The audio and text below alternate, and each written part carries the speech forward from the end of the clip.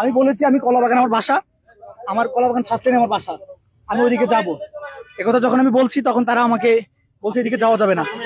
থানায় পদক্ষেপ কিভাবে নিব বলেন? ওখানে যারা প্রশাসনের লোক ছিল, এখনো যারা আছে ওরাই। আমি তাদেরকে স্পষ্ট করে বলেছি যে আপনারা আমাকে আঘাত করছিলেন, আপনারা এখানে আসুন। তারা ওখান থেকে এক পর্যন্ত নাই। এই প্রশাসন আগে বিচার করতে হবে, কেন তারা এই কাজ করলো। গেলে পাবেন তারা আমাকে আঘাত করেছে, তবে তাদের পলিটিক্যাল পরিচয় আমি জানি না। তাদের পলিটিক্যাল পরিচয় কি এটা আপনারা বের করবেন, এটা আপনাদের নিকট আমার দাবি।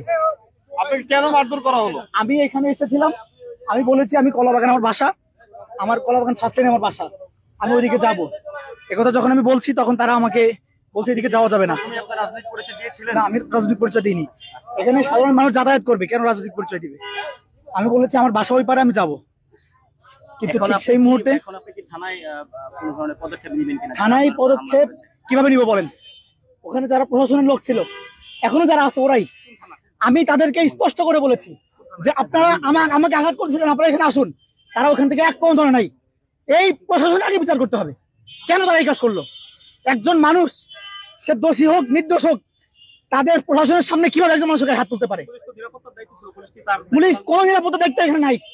পুলিশ কারো কারো হাতে জিম্মি রয়েছে, আমি মনে করি।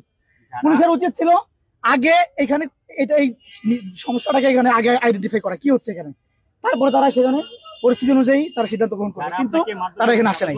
না, তাদের পরিচয় আমি জানি না। না, তাদের রাজনৈতিক পরিচয় আমি জানি না। আমার নাম মামুন, আমি বাংলাদেশ ইসলামী ছাত্র শিবির ঢাকা কলেজ শাখার প্রশিক্ষণ বিষয়ক সম্পাদক। জি,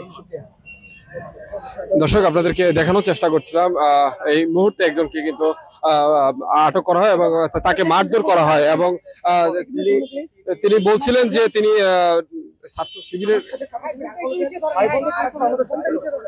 নাম হচ্ছে আব্দুল আহাদ। তাকে কয়েকজন এইদিকে ধাক্কাতে নিয়ে গেছে আমার সাথে ছাত্র শিবিরের ঢাকা কলেজের একজন সদস্য আব্দুল আহাদ নাম করে, সেও আমার সাথে ছিল। তাকে এইদিকে ধাক্কায় কয়েকজন এদিকে নিয়ে গেছে। তাকে এখন আমি আমার পাশে দেখতে পাচ্ছি না। এটা আমি আপনাদের কাছে আগে থেকে জানিয়ে রাখলাম, আপনারা এই বিষয়টি অবশ্যই দেখবেন। তুমি দেখছো যে এর কাছে শুনতে পারেন, এদিকে নিয়ে গেছে। তাকে আমাকে দ্রুত সময়ের মধ্যে আমি অনুরোধ করছি আপনাদের মাধ্যমে আগে আমার কাছে নিয়ে আসে, পরে তারপর আমরা কথা বলছি। জি, আমরা একসাথে ছিলাম।